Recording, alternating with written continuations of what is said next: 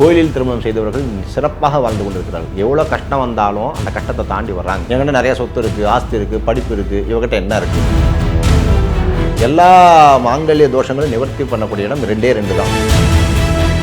Expectation இருக்கிறப்போ திருமண தடை இது வந்து முக்கியமான காரணமாக இருக்கா, இல்லை ஜாதகம் தான் முக்கியமான காரணமாக இருக்கா? இப்போ நீங்கள் மாங்கல்யம் புதுசாக வாங்கினாலுமே நீங்கள் என்ன பண்ணணும் அப்படின்னா, வாங்கி வீட்டில் வச்சுக்கூடாது. தாலியை வாங்கிட்டு வந்து முதல்ல பக்கத்தில் இருக்கக்கூடிய எந்த அம்மன் கோயிலாக இருந்தாலும் சரி, அதுக்கு வந்து 108 சகஸ்ரநாம அர்ச்சனை இல்லை 1000 சகஸ்ரநாம அர்ச்சனை பண்ணி தான் வீட்டில் கொண்டு வந்து வைக்கும். சூரியன் சுக்கிரன் சேர்ந்தால் திருமணத்தை பெரிய லெவலில் பண்ணக்கூடாது. அப்போ இவங்க பேசும்போது எப்படி பேசணும் அப்படின்னா, எங்களால் இவ்வளோ தான் முடியும், இவ்வளோ தான் செய்யும்.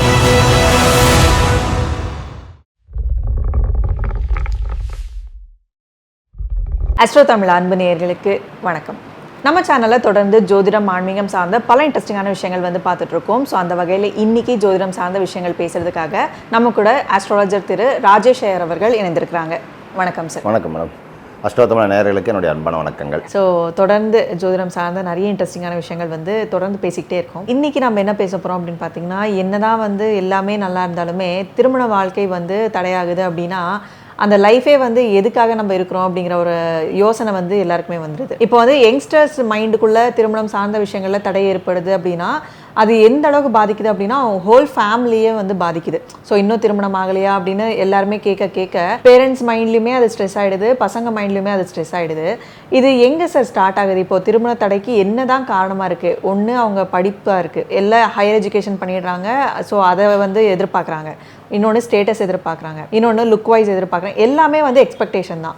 ஸோ எக்ஸ்பெக்டேஷன் இருக்கிறப்போ திருமண தடை இது வந்து முக்கியமான காரணமாக இருக்கா, இல்லை ஜாதகம் தான் முக்கியமான காரணமாக இருக்கா? பொதுவாக இந்த திருமணம் சார்ந்த விஷயங்களில் வந்து பார்த்திங்கன்னா, யார் பண்ணணும் யார் பண்ணக்கூடாதுங்கிறது ஒன்று இருக்குது. ஒரு ஜாதகத்தில் வந்து திருமணத்தை பார்த்தா என்னதான் நான் ஜாதகம் பார்க்க மாட்டேன், எனக்கு ஜாதகத்துக்கு மேலே நம்பிக்கை இல்லை, நான் சிம்பிளாக வந்து கல்யாணம் பண்ணிக்கலாம்னு நினைக்கிறேன்னு இவங்க நினைப்பாங்க. இப்போ நீங்கள் சொல்லும்போது வந்து பார்த்திங்கன்னா ரெண்டும் சேரும்போது என்ன ஆகிடுது அப்படின்னா, ஸ்டேட்டஸ் பார்க்குறாங்க, எஜுகேஷன் பார்க்குறாங்க, அதுக்கப்புறம் என்னோட கம்யூனிட்டி பார்க்குறாங்க, எல்லாம் வந்துடுறாங்க.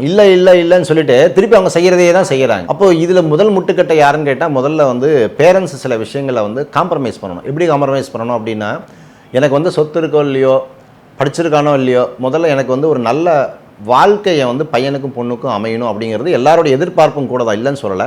அதுக்காக நான் ஒன்றும் இல்லாத இடத்துல வந்து நான் கல்யாணம் பண்ண முடியாது அப்படிங்கிற பிடிவாதத்தையும் கூட வச்சுக்கிறாங்க. அதுதான் ஒரு பெரிய பிரச்சனை. ஒன்று இது இருந்தால் இது இருக்காது, இது இருந்தால் இருக்காது. நல்லா புரிஞ்சுக்கணும். சுக்கிரனோட சூரியன் சேர்ந்தாலோ, சுக்கிரனோட புதன் சேர்ந்தாலோ, சுக்கிரனோட குரு சேர்ந்தாலோ சில விஷயங்களை தள்ளி வைக்கும், சில விஷயங்களை நீங்கள் இழக்கணும். இந்த கலத்திரக்காரங்க தான் நம்ம சுக்கிரனும் சொல்கிறோம். கல்யாணம் அப்படின்னாவே சுக்கிரன், மங்கள விதமான விஷயங்கள், மாங்கல்யம் தந்துனானேனா அப்படின்னு சொல்கிறோம். அப்போது இறைவனுடைய ஆசீர்வாதத்தால் இந்த திருமணத்தை நான் செய்யணும் அப்படின்னா சில விஷயங்களை சுக்கிரனோட பகையோடு இருக்கக்கூடிய நட்சத்திரங்கள், அதாவது கிரகங்களை நம்ம விடுவிக்கணும்னு சொல்கிறோம். அப்போ சுக்கிரனோட சூரியன் சேர்ந்தால் ஸ்டேட்டஸ் பார்ப்பாங்க. நீங்கள் சொன்ன மாதிரி என்கிட்ட நிறைய சொத்து இருக்குது, ஆஸ்தி இருக்குது, படிப்பு இருக்குது, இவங்ககிட்ட என்ன இருக்குது, இவங்க கம்மியாக இருக்காங்க, இவங்களெல்லாம் நீங்கள் திருமணத்துக்கு எடுத்துக்கக்கூடாது. இவங்களுக்கு பெரிய விதமான திருமணத்தை பண்ணி பார்க்கணும், பெரிய மண்டபத்தில் வைக்கணும், ஃபோட்டோஷூட் பண்ணணும், நிறைய பேருக்கு லட்ச ரூபா விருந்து பண்ணணும் அப்படின்னு நினைக்கிறவங்கலாம் சூரியன் சுக்கிரன் சேர்ந்தால் திருமணத்தை பெரிய லெவலில் பண்ணக்கூடாது. இது ஒரு நோட் பாயிண்ட் ஒன்று. ரெண்டாவது, சூரியனும் புதனும், சுக்கிரனும் புதனும். இந்த சுக்கிரனும் புதனும் சேர்ந்தாச்சு அப்படின்னா நீ பெருசா நான் பெருசாங்கிறது. புதன் இருக்கிற இடத்துல ஆட்டிடியூடை காமிப்பாங்க. நான் தான், என் கௌரவம் தெரியுமா, என் ஊரில் எப்படின்னு தெரியுமா, என் ஊரில் மிட்டா மிராஸ், நாங்கள் அப்படிலாம் சீரும் சிறப்புமாக கல்யாணம் பண்ணி இவங்க நினைப்பாங்க. இவங்க வச்சிருக்கிறது என்னமோ 1 கோடி வச்சுருப்பாங்க, இவன் ஊருக்கே சாப்பாடு போடணுமா, ஆகாது. அப்போ என்னாகும், ஒரு ஆட்டிடியூடும் ஒரு செல்வமும் சேரும்போது என்னாகும் அப்படின்னா நீ பெருசா நான் பெருசாங்கிற ஒரு பிரச்சனை வரும். அப்போ இந்த இடத்துலையும் இவங்க சில விஷயங்களை காம்ப்ரமைஸ் பண்ணணும். அப்போ இவங்க பேசும்போது எப்படி பேசணும் அப்படின்னா, எங்களால் இவ்வளோ தான் முடியும், இவ்வளோ தான் செய்வோம், இதுக்கு ஓகேன்னா நீங்கள் பண்ணிங்க அப்படின்ட்டு இவங்க பேசி இந்த திருமணத்தை இப்படி கொண்டு வந்துடும். ஆனால் விமர்சையாக இவர்கள் திருமணம் செய்யக்கூடாது. 2. மூணாவது விஷயம் என்ன அப்படின்னா, சுக்கிரனோட சேரக்கூடிய சந்திரன். சுக்கிரனும் சந்திரனும் சேர்ந்தாச்சு அப்படின்னாவே அந்த இஷ்டப்பட்டு கல்யாணம் பண்ணிக்குவாங்க, அவ்வளோதான். ஆனால் மனப்பூர்த்தியாக வாழ மாட்டாங்க. சந்திரனாகப்பட்டவன் 15 நாளுக்கு ஒரு தடவை 15 நாளுக்கு ஒரு தடவை மனம் மாறக்கூடிய ஒரு கிரகமாக இருக்கிறதுனாலையும், இந்த சுக்கிரனாகப்பட்டவன் விடிவெள்ளியாகவும் இருக்கிறதுனால என்னாகும் அப்படின்னா, வசீகரம், அந்த நேரத்தில் கொடுக்கக்கூடிய இவனுக்கு டௌரி, அந்த நேரத்தில் இவனுக்கு கொடுக்கக்கூடிய கல்யாணம், குதிரை வாகனம், மாப்பிள்ளை அழைப்பு, இதெல்லாம் அவனுக்கு பெருசாக கௌரவம். ஏன்னா சந்திரன் வந்து கௌரவம், சுக்கிரன் வந்து பார்த்திங்கன்னா சுகபோகத்தில் வரக்கூடிய அந்த வண்டியில் போகக்கூடிய மாப்பிள்ளை அழைப்பு, இதெல்லாம் சுகபோகமாக இருக்கும். ஆனால் அடுத்தது என்ன பண்ணும் அப்படின்னா, இந்த பெண்ணை விட இன்னொரு பெண்ணை அவனுக்கு பெட்டராக எனக்கு காமிச்சிச்சு அப்படின்னா இது மறந்துடும், அதுக்கு ஓடி போயிடுவோம். இப்போ சுக்கிரனும் சந்திரனும் சேரும் பொழுது இந்த மாதிரி பந்தத்தை கொஞ்சம் பார்க்கணும்.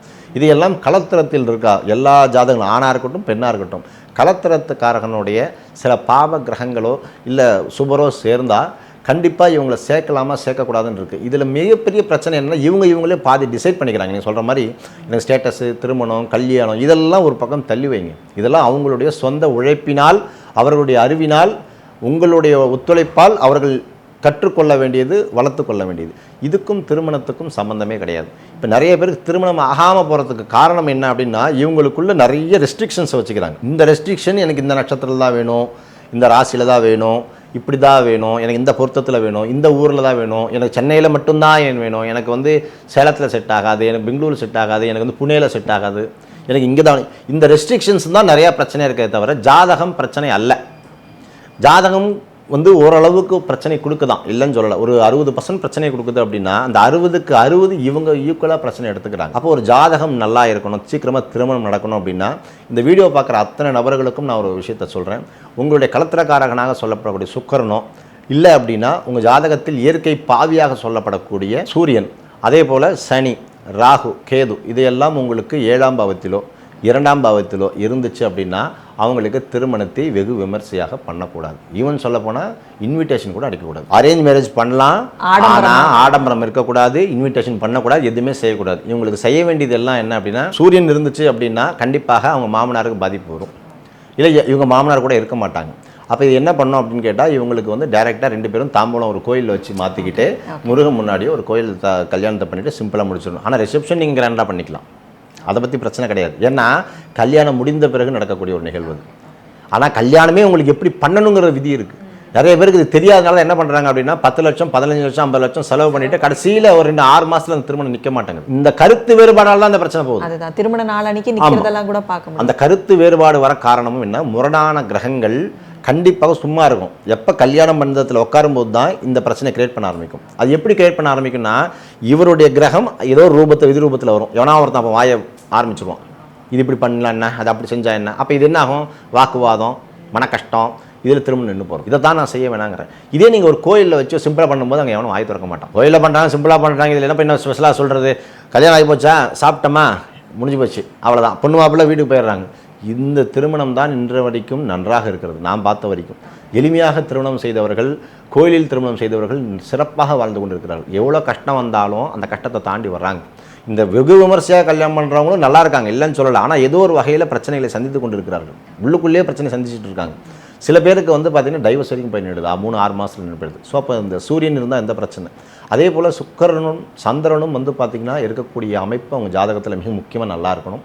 அதே போல் 7, 8 இந்த 2 விஷயத்தில், ஏன்னா 7ங்கிறது தாலி கட்டுற பையன், 8ங்கிறது தாலி வாங்கக்கூடிய பொண்ணு, மாங்கல்ய பலம்னு சொல்லக்கூடியது. இந்த 7, 8லேயும் பாவ கிரகங்கள் இருந்துச்சு அப்படின்னாவே இந்த வீடியோ பார்க்குற அத்தனை நபர்களுக்கும் சொல்கிறேன், இவர்கள் திருமணத்தை வெகு விமர்சையாக பண்ணினால் கண்டிப்பாக அந்த கண்டம் இவர்கள் 2 பேருக்குள்ளேயே வரும். அப்போ ஒரு திருமணம் நடக்கணும் அப்படின்னா 4 விதிகள் ரொம்ப முக்கியமாக பார்க்கணும். 90 கிட்ஸாக இருக்கட்டும், யாராக இருந்தாலும் இந்த 4 விதி ரொம்ப மிக முக்கியம். ஒன்று, இந்த பையனும் பொண்ணு பையன் நட்பாக இருப்பாங்களா, அப்போ இந்த நட்சத்திரம் அந்த நட்சத்திரம் நட்பாக இருக்கலாம். மித்திரம் பரம மித்திரம் நட்பு. அப்போ நட்பு இருந்துச்சு அப்படின்னா 30% பாஸ். இதை மட்டும் பாருங்கள், சீக்கிரமாக இந்த வீடியோ பார்க்குற அடுத்த 90 நாட்கள் எல்லாருக்கும் நடக்கும். ஃபஸ்ட்டு விதி நட்சத்திர நட்பு. 2 பேருக்கு நட்பு நடந்துச்சுன்னா 2 பேருடைய குணமும் ஒத்து போயிடுதுன்னு அர்த்தம். குணம் ஒத்து போச்சுனாவே தோஷம் அங்கே வேலை செய்யாது. இதுதான் மகா பெரியாவும் சொல்கிறார். பெரியவா என்ன சொல்கிறாரு அப்படின்னா எல்லாரும் இந்த ஒரு பிரச்சனையை கொண்டு போய் பெரியவாட்ட கேட்குறா. ஒரு ஜாதியிலேருந்து கவுண்டர் ஜாதியிலேருந்து ஒருத்தர் வர்றான், எஸ்சி ஜாதியிலேருந்து ஒருத்தர் வர்றான், இன்னொன்று பிராமண ஜாதியிலேருந்து. பெரியவா எல்லாருக்கும் சேர்த்து ஒரு விதியாக சொல்கிறார். எல்லா பொறுத்தும் பார்த்து ஏண்டா கெட்டு போகிறார், மனசு பொறுத்து போச்சு அப்படின்னா இறைவனே வந்து ஆசீர்வாதம் பண்ணுவான், இதை மட்டும் பாருங்கன்ட்டு போயிட்டார். அப்போ மனப்பொருத்தம் எதுங்கிருந்து வருது அப்படின்னா இந்த நட்சத்திரம் சேரும் பொழுது, நட்பாக இருக்கும் பொழுது இவர்கள் ஃப்ரெண்ட்ஷிப்பாக போயிடுவாங்க. ஒரு குடும்பத்தில் கணவனும் மனைவியும் ஃப்ரெண்ட்ஸாக போயிட்டாங்க அப்படின்னா தாம்பத்தியம் இருக்கும், நட்பும் இருக்கும். பிரச்சனை நினைச்சாலும் இவங்க என்ன பண்ணுவாங்க, மாமா மச்சாங்க மாதிரி பேசிட்டு அடுத்த சரி பண்ணிட்டு போயிடுவாங்க, கோபத்தை பெருசாக வச்சுக்க மாட்டாங்க. அப்போ முதல் விதி. 2வது மிக முக்கியமாக விதியை சொல்லப்படக்கூடியது, இவங்க கல்யாணம் பண்ணிக்கிட்டாங்க அப்படின்னா கண்டம் இருக்கான்னு பார்க்கணும். கண்டம்னா என்ன, அப்போ 8ஆம் இடம், பையனால் பொண்ணுக்கோ பொண்ணால் பையனுக்கோ அந்த கண்டம் இருக்கக்கூடாது. அப்படின்னா என்ன, வாழ்வதில் விதவை சம்பந்தப்பட்ட விஷயங்கள் 2 பேருக்கும் இருக்கக்கூடாது, கண்ட விதி. 3வது மிக முக்கியமான விதி புத்திர பாக்கியம். அப்போ இவங்க சந்தான விருத்தி பண்ணுறதுக்குள்ள வாய்ப்புகள் இருக்கா அப்படிங்கிறத 3வதாக பாருங்கள். 3. 4வது மிக முக்கியமாக பார்க்க வேண்டியது, இவங்க 2 பேரும் சேர்ந்தாங்க அப்படின்னா நோய் நொடிகள் இல்லாமல் நல்லா இருப்பாங்களா. அப்படின்னா என்ன, உடம்பு சம்மந்தப்பட்ட விஷயம், ஆக்சிடென்ட் சம்மந்தப்பட்ட விஷயம், உடல் குறைபாடுகள், இந்த ஆன்டிசம், இந்த மாதிரிலாம் பிரச்சனைகள் இல்லாமல் இருக்கா. இந்த 4 விதியை பார்த்து ஒரு ஜாதகம் நல்லா இருந்துருச்சு அப்படின்னா மித்தது இதெல்லாம் பார்க்க இந்த தேவையில்லைங்கிறாரு. பொருத்தமே ஏன்னா எதுவுமே தேவையில்லை. என்ன காரணம் அப்படின்னா இது குருமார்கள் தான் சொல்கிறாங்க. நீ எவ்வளோ 35 பொருத்தை பார்த்தாலும் சரி அவனுக்கு வியாதி வரதான் போகுது, 40 பொருத்தை பார்த்தாலும் சரி அவனுக்கு கஷ்டம் வரதான் போகுது. மித்ததெல்லாம் மனிதர்கள் அவர்களுடைய வாழ்க்கையில் கஷ்டப்பட்டு அவங்க வளர்த்தி கொண்டு போகிறான். நீங்கள் இதெல்லாம் ஏன் பார்த்துக்கிட்டு இருக்கீங்க? யோனி பொருத்தம், அந்த பொருத்தம், இந்த பொருத்தம் ஏன் பார்த்துட்டு அப்போல்லாம் ஒன்றுமே இல்லாதவங்க தான் கோயிலில் கல்யாணம் பண்ணிக்கிறானே. அப்போ அவனுக்குலாம் எந்த யோனி பொருத்தம் பார்த்து கல்யாணம் பண்ணுறோம்? இப்போ லவ் மேரேஜே பண்ணுறாங்கனாலுமே நீங்கள் சொன்ன இந்த 4 விதி கண்டிப்பாக பார்க்கணும். லவ் மேரேஜ் பண்ணாலும் சரி, அதே அரேஞ்ச் மேரேஜ் பண்ணாலும் சரி. லவ் மேரேஜ் பண்ணுறவங்களுக்கெல்லாம் ஜாதகம் பார்க்கக்கூடாதுன்னு சொல்கிறாங்க. இல்லை, கண்டிப்பாக அது தேவையில்லை. ஆனால் இந்த 4 பொருத்தம் கண்டிப்பாக யாராக இருந்தாலும் பார்க்கணுங்கிறது சொல்லப்படுது. ஏதாவது ஒரு ஆமாம், இந்த 4 விஷயத்தில் இப்போ லவ் மேரேஜ் பண்ணுறவங்களுக்கும் குழந்தை இல்லாமல் இருக்குல்ல, லவ் மேரேஜ் பண்ணுறவங்களுக்கும் கண்டிப்பாக சில பேருக்கு ஆக்சிடென்ட் ஆகிறவங்களும் இருக்காங்கல்ல, அவங்களுக்கு வியாதி வர்றதும் சம்பந்தப்பட்ட பிரச்சனைகள் இருக்குதுல்ல. ஏன்னா ஒத்துக்கிற மனப்பான்மைங்கிறது மனப்பான்மை வந்துருச்சு அப்படின்னா எல்லாத்தையும் சகஜப்படுவாங்க. அதுக்காக எல்லா கஷ்டத்தை அனுபவிக்கணுங்கிற அவசியம் இல்லைல்ல, அது பார்க்க வேண்டியிருக்குல்ல. இப்போ எத்தனையோ பேர் அரேஞ்ச் மேரேஜ் பண்ணி குழந்தை இல்லாமல் இருக்காங்க, அதே லவ் மேரேஜ் பண்ணி குழந்தை எடுத்துக்கிறவங்களும் இருக்கிறாங்க. அப்போ லவ் மேரேஜ் பண்ணி கண்டத்தை அனுபவிக்கிறவங்களும் இருக்காங்க, அரேஞ்ச் மேரேஜ் பண்ணி கண்டத்தை அனுபவிக்கிறவங்களும் இருக்காங்க. அப்போ இந்த மாறுபாடுகளை எல்லாத்தையும் ஒதுக்கி வச்சுட்டு நீங்கள் எப்படி வேணால் மேரேஜ் பண்ணிக்கோங்க, அது கோயிலில் பண்ணுங்க, இறைவனுடைய சன்னிதானத்தில் தான் திருமணம் நடக்கணும். இது 2வது விஷயம். 3வது இந்த மண்டபம் பார்க்கறது, இன்விடேஷன் அளிக்கிறது, இதெல்லாம் நம்மளுடைய கலாச்சாரத்துக்கு பண்ணுறது. ஆனால் திருமணம்ங்கிறது எப்படி நடக்கணும், சொர்க்கத்தில் நிச்சயப்படுறதுங்கிறது அப்புறம் சொல்கிறோம். ஆனால் அந்த வார்த்தைக்குள்ள அர்த்தம் என்ன அப்படின்னா, ஜனன ஜன்மி சௌக்கியானம் லிகிதா பதவி பூர்வ புண்ணியானம் லிகிதான் ஜென்ம பத்திரிக்கான்னு நம்ம எழுதுறோம் இல்லையா, அந்த அர்த்தமே இந்த ஜனனமும் சேர்ந்து ஒரு வித்தி நடக்கணும் அப்படின்னா அதுக்கு உண்டான விஷயமே எங்கே நடக்க போகுது அப்படின்னா கோவிலில் தான். அப்போ நீங்கள் கோவிலுடைய இறைவனுடைய சன்னிதானத்தை அந்த மாங்கல்யத்தை அம்பாளுக்கு கொடுத்து சமர்ப்பணம் பண்ணி அந்த மாங்கல்யத்தை நீங்கள் வாங்கி கட்டிட்டீங்க அப்படின்னா அந்த அம்பாலே அந்த திருமணம் சார்ந்த விஷயங்கள் எந்த பிரச்சனைகள் இருந்தாலும் நிவர்த்தி பண்ணி கொடுக்குறோம். இங்கே நம்மளுடைய கௌரவத்துக்கும் பேருக்கும் தான் நம்ம திருமணம் பண்ணுறோம். இப்படி தான் என் சமூகம், இவங்க சமூகத்தில் இப்படி தான் பண்ணுவோங்கிறது பண்ணுறோம். ஆனால் திருமணம் சார்ந்த தடை, கலப்பு திருமணம், ரொம்ப நாளாக திருமணம் டிலே ஆகிட்டு இருக்கு, யாருக்கும் மாப்பிள்ளை அமையலை, பொண்ணு அமையலை அப்படின்னா நான் சொன்ன இந்த கிரக அமைப்புகள்லாம் அவங்க ஜாதகத்தில் இருக்கும். அப்போது 7ஆம் இடம் 8ஆம் இடமும் 2ஆம் இடம் ரொம்ப முக்கியம். 2ல் ராகு சனி கேது இருந்துச்சுன்னா திருமணம் பண்ணக்கூடாது. அதே போல் 7 8 இந்த மாதிரி ஸ்தானங்களில் சூரியன் சனி ராகு கேது சுக்கிரன் இருந்துச்சு அப்படின்னா திருமணம் செய்யக்கூடாது. அது மிக முக்கியமாக 7ல் வந்து சுக்கிரன் இருந்துச்சுன்னா ஸ்கிப்பபிள் மேரேஜ். அவனுக்கு 10 கல்யாணம் பண்ணாலும் அவன் வந்து சாட்டிஸ்ஃபேக்ஷன் ஆக மாட்டாங்க. அதே போல் 7ல் சந்திரன் இருந்துச்சு அப்படின்னா இங்கே ஒரு பொண்ணு வச்சுருப்பான், பின்னாடி ஒரு பொண்ணு வச்சுருப்பான் சந்திரன். அப்போ இந்த பாப கிரகங்கள் 7 8ல் இருந்துச்சு அப்படின்னாவே திரைமறைவு வாழ்க்கை வந்து நிறையா இருக்குன்னு அர்த்தம். அப்போது இவங்களுக்குலாம் நான் என்ன சொல்லக்கூடிய இந்த மாதிரி ஜாதகங்களில் வரும். அப்போ அந்த ஜாதகங்களுக்கு நான் சொல்ல வேண்டிய விஷயம் என்ன சொல்லுவோம் அப்படின்னா, பொதுவாக நீங்கள் உங்களுக்கு 2 தாரம் வரும். இந்த 2 தாரத்தை பொறுத்த வரைக்கும் என்ன அப்படின்னா, ஏற்கனவே திருமணம் ஆகி நின்று போகக்கூடிய அமைப்பு, இல்லை மண்டபத்தில் நின்று போகக்கூடிய அமைப்பு, இல்லை கொஞ்ச நாள் வாழ்ந்ததுக்கப்புறம் இந்த மாதிரி பிரச்சனைகள் வரும்.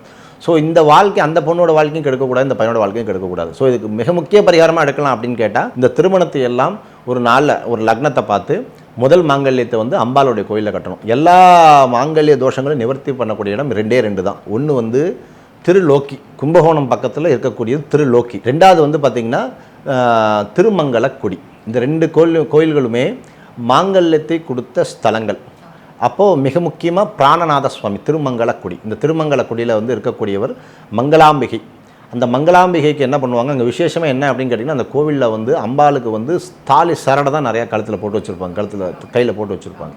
அந்த கோவிலுக்கு போய் நீங்கள் அந்த அர்ச்சகர்கிட்ட பேசி உங்களுக்கு ஒரு உங்கள் ஜோதிடர்கிட்ட சொல்லி உங்கள் நட்சத்திர தோஷம் அப்படின்னா என்ன அப்படின்னா தாரதோஷம்னு சொல்கிறோம் இல்லையா, அந்த தாரதோஷம் மாங்கல்ய தோஷம் சொல்கிறோம் இல்லையா, அந்த தோஷ நாட்களில் அந்த கோவிலுக்கு சென்று ஒரு நாள் முன்னாடியே சென்று அந்த கோவிலில் வந்து நீங்கள் வந்து மாங்கல்ய தோஷத்தை நிவர்த்தி பண்ணணும். ஃபஸ்ட் ஹோமம் பண்ணி அதுக்கப்புறம் அந்த எந்த மாங்கல்யத்தை நீங்கள் வாங்குறீங்களோ அந்த தோஷ நாட்கள் அந்த மாங்கல்யத்தை கட்டிடணும்.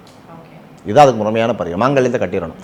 அதுக்கப்புறம் இன்னொரு லக்னத்தை குறித்து அந்த புதுசாக இன்னொரு கல்யாணம் கட்டுறதுக்கு உண்டான தாலி வாங்கியிருப்பாங்க இல்லையா, அந்த தாலியை கொண்டு போய் அந்த அம்பாளுடைய கழுத்தில் போட்டு அடுத்த நாள் வந்து அந்த அம்பாளுக்கு வந்து ஏன்னா முன்னாள் கல்யாணம் ஆயிருக்கும், அடுத்த நாள் வந்து 2வது மாங்கல்யத்தை அம்பாள் கழுத்தில் போட்டு இவங்க 5 அபிஷேகத்தை பண்ணணும். பால் தயிர் தேன் அபிஷேகம் பண்ணி அந்த அர்ச்சகர்கிட்ட சொன்னீங்கன்னா அர்ச்சனை பண்ணி ஸ்பெஷலாக கொடுப்பார்.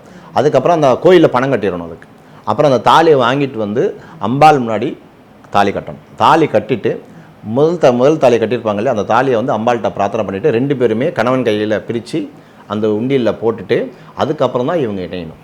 இந்த மாதிரி செய்யும் பொழுது என்ன ஆகுது அப்படின்னா, அந்த தாரதோஷம் பண்ணது அந்த அம்பாளுடைய சன்னிதானத்தில் வருது. அதாவது அர்த்தம் என்ன அப்படின்னா, நம்ம குழந்தையை தத்து கொடுத்து வாங்குற மாதிரி இந்த தாரதோஷத்தை வந்து அம்பாள்கிட்ட கொடுத்துட்டு அம்பாள்கிட்ட இருந்து நம்ம தாலியை வாங்கிக்கிறதா அர்த்தம். அப்போ நீங்கள் மாங்கல்யம் புதுசாக வாங்கினாலுமே நீங்கள் என்ன பண்ணணும் அப்படின்னா வாங்கி வீட்டில் வச்சுக்கூடாது.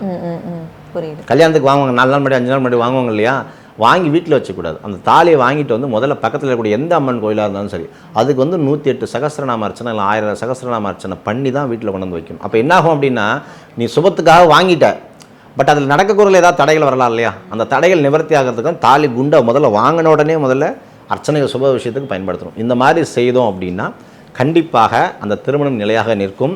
எல்லாருக்கும் சீக்கிரமாக கல்யாணம் ஆகும். இந்த 4 விதியை மட்டும் கரெக்டாக ஃபாலோ பண்ணுங்கள், சீக்கிரமாக கல்யாணம் ஆகும். இன்னொன்று இதில் ஒரே ஒரு விதிவிலக்கு என்ன அப்படின்னா, ராகு கேதுக்கள் இருந்தால் மட்டும் முதல் தாலியை வந்து ராகுக்கு கொடுக்கணும். இப்போ நீங்கள் வந்து சுக்கரன் இருக்குது, சூரியன் சந்திரன்லாம் இருந்துச்சு அப்படின்னா நீங்கள் அம்பாளுக்கு பண்ணலாம். இதே ராகு கேதுக்கள்லாம் இருந்துச்சு அப்படின்னா இவங்க கல்யாணம் பண்ணிவிடுவாங்க. ஆனால் இது டாமினேஷனாக இருக்கும், அதுக்கு இது டாமினேஷனாக இருக்கும். இந்த டாமினேஷன் வரும்போது என்ன ஆகுது, என்ன நீ ஆள்றியா, என்ன நீ கண்ட்ரோல் பண்ணுறியா அப்படிங்கும்போது நிறைய விவகாரத்துகள் போகுது. அப்போ இந்த இடத்துல வரும்போது என்ன பண்ணணும் அப்படின்னா, ஒரு நாகர் சிலையை வாங்கி அந்த நாகர் சிலையை வந்து நீங்கள் என்ன பண்ணணும் அப்படின்னு கேட்டிங்கன்னா, அவங்க ஜாதகத்தில் நடக்கக்கூடிய தசாபக்திகளுக்கும் பாவ கிரகங்களுக்கு தகுந்த மாதிரி தசா சாந்திகள் செய்யணும். அப்போ அவங்க குலதெய்வம் கோயிலுக்கு போய் அர்ச்சனை பண்ணி அபிஷேகத்தெல்லாம் பண்ணிவிட்டு இவங்க ஒரு அடியில் நாகர் சிலையை வாங்கணும். ராகு கேதுக்கள் பின்னி பண்ணியிருந்தால் கருங்கலில் ஒரு சிலையை வாங்கி இவங்க ராமேஸ்வரம் வந்து அந்த குலதெய்வத்திலேருந்து பிரசாதத்தெல்லாம் எடுத்துகிட்டு வந்து அதை பிரதிஷ்டாபனை பண்ணி ஹோமங்கள்லாம் செஞ்சு முதல் தாலியை வந்து நாகருக்கு கொடுத்துரும். ஏன்னா இவங்களுக்கு வந்து 7ல் ராகு இருக்கும், இல்லை 8ல் ராகு இருக்கும். சர்ப்ப கிரகங்கள் வந்து தாலியாக போயிடுச்சு அப்படின்னா என்ன பண்ணோம் அப்படின்னா, இவங்க நினச்சி பார்க்காத இடத்துல வீட்டை விட்டு ஓடி போயிடுவாங்க. இல்லை இன்னொருத்தனோட இல்லீகல் ரிலேஷன்ஷிப்பில் இருப்பாங்க. இல்லை தன்னைத்தானே டிப்ரெஷனில் வீட்டுக்குள்ளேயே வச்சுட்டு சூசைட் பண்ணிக்கிறது, இது எல்லாம் பாய்சனாக சாப்பிட்றது, துக்கத்திலே இருப்பாங்க எப்பயுமே. ஒரு கணவன் மனையோட அவர் அன்னோன்யமாக இருக்க மாட்டாங்க. மாமனார் மாமியாரோட எப்பயுமே அந்த குத்துற மாதிரி பேசுறது, விஷத்தை காக்கிறது, ஏன் இந்த மாதிரி அவங்கள வார்த்தையில் பேசுறது, இது எல்லாம் ராகு கேதுக்கள் 7, 8ஆம் இடத்துல இருந்து செய்யும். அதுக்கு தான் என்ன பண்ணணும் அப்படின்னா, முதல் தாலி நீ கெடுக்க வேணாம்ப்பா, நானே என்னை கெடுத்துக்கிறேன் அப்படிங்கிறதுக்காக அதுக்கு உண்டான தாரதோஷத்தை நம்ம நிவர்த்தி பண்ணணும்னா அந்த தாலியை வந்து முதல் தாலியை வந்து நம்ம ராகுக்கு கொடுத்துடணும். அதுக்கப்புறம் 2வது தாலியை தான் நம்ம வந்து மாங்கல்ய ஸ்தானத்தில் கட்டணும். அவங்களுக்கெல்லாம் இந்த மாதிரியான பரிகாரங்களை கோவிலில் தான் நம்ம செய்யணும். நிறைய பேர் இங்கே திருப்பஞ்சியில் செய்கிறது, இன்னும் சில இடத்துங்கள்லாம் நான் பார்த்தேன். வாழை மரத்துக்கு வெட்டுறது, அதே போல் இவங்களுக்கு வந்து கன்னிகாதானம் பண்ணி வைக்கிறது, இதெல்லாம் வந்து அதுக்கு வந்து வேலை செய்யாது. காரணம் என்ன அப்படின்னா, ஒரு வாழை மரத்தை வெட்டிடுறீங்க அப்படின்னா அது செத்து போச்சு, அப்பயே உயிரோட மனம் தழைக்குது. வெட்டினீங்கன்னா இறந்துடுது. இறந்த மரத்துக்கு கொண்டாந்து வச்சுக்கிட்டு இவங்க வந்து தாலி கட்டுறாங்க. இதெல்லாம் சாஸ்திரங்களில் எந்த அளவுக்கு இது உண்மை அப்படிங்கிறது பார்க்கும்போது இந்த மாதிரிலாம் சொல்லப்படலை. ஆனால் களத்திர தோஷத்துக்கு மிக முக்கியமாக சொல்லப்படக்கூடியது என்ன சொல்லப்படுது, ராகுவாக கேதுவாக இருந்தாலும் முதல் தாலியை வந்து திருவேற்காடு கருமாரி. யாருக்கெல்லாம் களத்திரத்தில் 7, 8ல் ராகு கேது இருக்குது அப்படின்னா, அப்போ அவங்களுக்கெல்லாம் அம்மனுக்கு, அது பெண் ராசியாக இருந்தால், ஆண் ராசியாக இருந்தால் அது வேறு. பெண் ராசியாக இருந்தால் திருவேற்காடு கருமாரி அம்மனுக்கு முதல் தாலியை கொடுத்துட்டு, அம்மா எனக்கு தாலி பாக்கியம் கொடுன்னு சொல்லி அம்பாளுக்கு அபிஷேகம் பண்ணி அந்த தாலியை 2வது தாலி அங்கே கொடுத்து வாங்கி கட்டினீங்க அப்படின்னா தாரதோஷம் நிவர்த்தி ஆகுது. இவ்வளோதான் சிம்பிள். இந்த சிம்பிளான விஷயத்தை இவங்க கொலாபரேட் பண்ணி எப்படிலாம் டாமினேட் பண்ணி எடுத்துகிட்டு போகிறாங்க. அதனால தான் இந்த பிரிவினைகள் அதிகமாக போகுது. நிறைய திருமணங்கள் தடைகள் போவதற்கு வீடியோ மூலிமா மக்களுக்கு அதிகமாக சொல்கிறது, நட்சத்திர பலங்களில் பாய்ச்சி வச்சுக்கிட்டு எல்லாரும் மூலம் மாமனாருக்காகாது, கேட்ட இவங்களுக்காகாது, இப்படிலாம் கிடையாது. அதெல்லாம் வைத்துக்கொண்டு நீங்கள் பொண்ணு பசங்களுக்கு திருமணம் பண்ணுறதை தள்ள வேண்டாம். சீக்கிரமாக இதை முடித்துக்கிறதுக்கு உண்டான வேலையை செய்யுங்க. அப்படி இல்லைனா அஷ்டோ தமிழில் கான்டாக்ட் பண்ணுங்கள், மேடம் சீக்கிரமாக கைட் பண்ணுவாங்க. ஓகே சார், ஸோ கண்டிப்பாக பண்ணிடலாம். ஸோ திருமணம் சார்ந்த விஷயங்களில் யார் யாருக்கெல்லாம் பிரச்சனை இருக்கோ அவங்கள கண்டிப்பாக வந்து ஒரு கன்சல்டேஷன் எடுத்து பார்த்துக்கிறது வந்து ரொம்பவே நல்லது, ரொம்ப முக்கியம். இதில் ஒரு ரகசியம் லாஸ்ட்டாக ஒன்று சொல்கிறேன். எப்படி தான் நீங்கள் திருமணம் பார்த்து கல்யாணம் பண்ணாலும், இந்த 4 நட்சத்திரம் பார்த்து கல்யாணம் பண்ணாலுமே, அந்த 4 வருஷம் அவங்க நல்ல காலத்தில் கல்யாணம் பண்ணியிருந்தாங்க அப்படின்னா அந்த 4 வருஷம் சிறப்பாக இருக்கும். அடுத்த 4 வருஷம் மந்தமாயிடும். ஏன்னா அந்த கல்யாணம் பண்ணும்போது இருக்கக்கூடிய நட்சத்திர பாதங்கள் அஸ்வினில் இருக்குன்னா அஸ்வினில் முடிஞ்சவொடனே அடுத்தது இதுக்கு போயிடும், பரணிக்கு போயிடும்.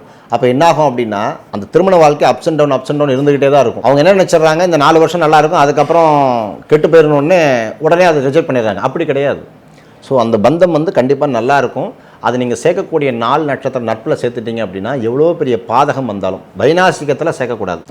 அதே போல் வதை நட்சத்திரத்தில் கல்யாணம் பண்ணக்கூடாது. இந்த வதை நட்சத்திரம், வைநாசிகம், இதெல்லாம் நம்ம அடுத்த பதிவுகள் நிறைய பேசுவோம். ஏன்னா எந்த நட்சத்திரத்துக்கு எதை சேர்க்கக்கூடாதுங்கிறது ஒன்று இருக்குது. ஸோ கண்டிப்பாக அதை பற்றி டீட்டெயிலாக வந்து அடுத்த பதிவுகளில் பேசலாம் சார். ஸோ தொடர்ந்து ஜோதிடம் சார்ந்த நிறைய விஷயங்கள் வந்து பேசலாம் சார். நன்றி, வணக்கம்.